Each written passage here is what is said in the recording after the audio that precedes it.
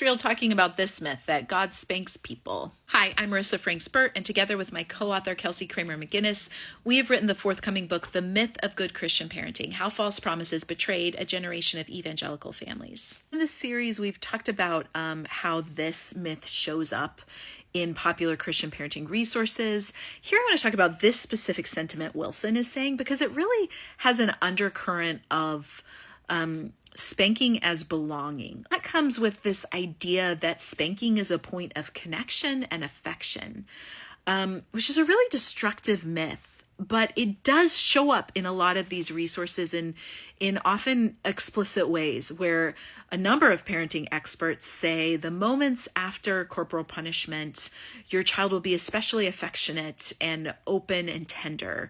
And this is like a point of connection. Or they will say, you know, these particular steps, X, Y, and Z, really made up by the parenting author, will somehow transform what, by all descriptions, by all metrics, is an adult hitting a child, will somehow transform that into something good and godly and belonging.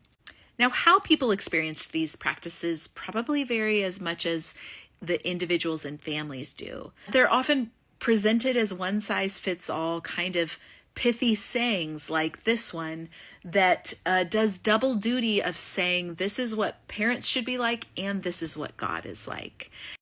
And this is something we explore in our book at length. We heard from a number of people through survey questions and interviews to kind of hear about their experiences.